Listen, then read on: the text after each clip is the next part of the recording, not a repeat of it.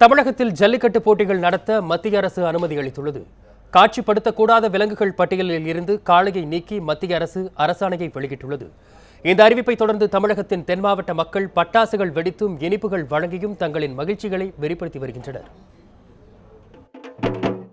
இன்னும் சில தினங்களில் வரவிருக்கும் பொங்கல் பண்டிகையின் போது தமிழர்களின் வீர விளையாட்டான ஜல்லிக்கட்டு நடைபெற வேண்டும் என்பதை வலியுறுத்தி தமிழகத்தில் பல்வேறு கட்ட போராட்டங்கள் நடத்தப்பட்டு வந்தன.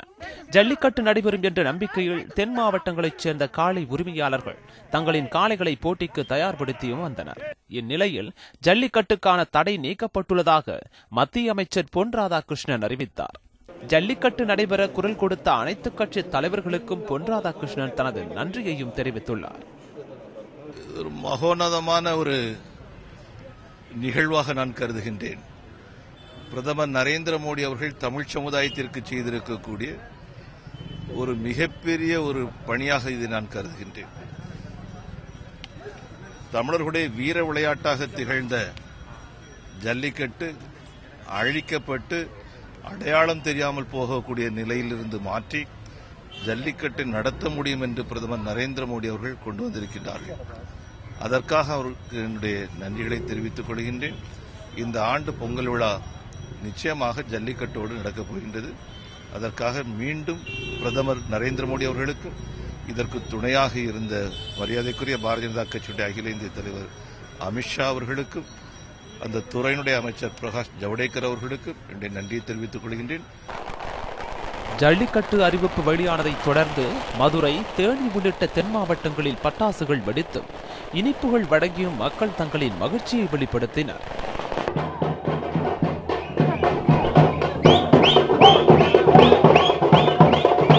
மேலும் ஜல்லிக்கட்டுக்கு அனுமதி கிடைத்ததன் எதிரொலியாக மதுரையில் இன்று நடைபெறவிருந்த உண்ணாவிரதம் மற்றும் கடையடைப்பு போராட்டங்கள் போன்றவை வாபஸ் பெறப்பட்டுள்ளன. குழந்தைகளை என்ன பராமரித்து வளர்க்குறோமோ அதை காலையில் 2 மடங்கு பாதுகாப்பாக தான் காலையில் வளர்க்குறாங்க. ஒரு வீட்டில் குலதெய்வத்துக்கு எவ்வளோ பூஜை பண்ணி அதை பண்ணுறாங்களோ அதே மாதிரி தான் அந்த மாடுகளையும் காளைகளையும் பூஜை பண்ணி வழிபடுறோம்.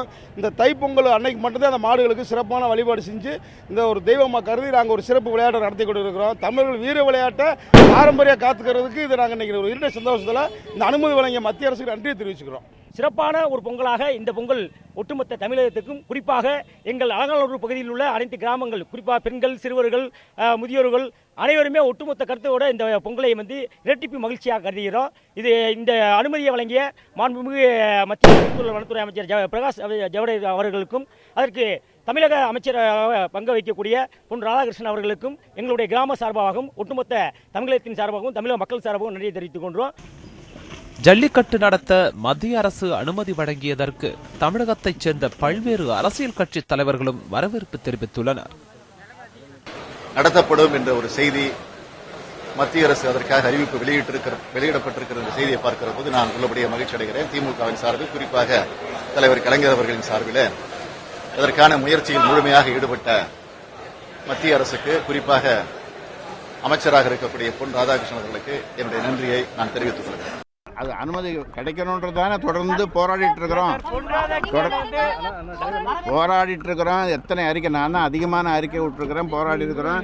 அதனால் அது வரணும்னு விரும்புகிறோம். வந்தால் ரொம்ப மகிழ்ச்சி. பொன் ராதாகிருஷ்ணனுக்கு நான் உரித்தாக்குகின்றேன்.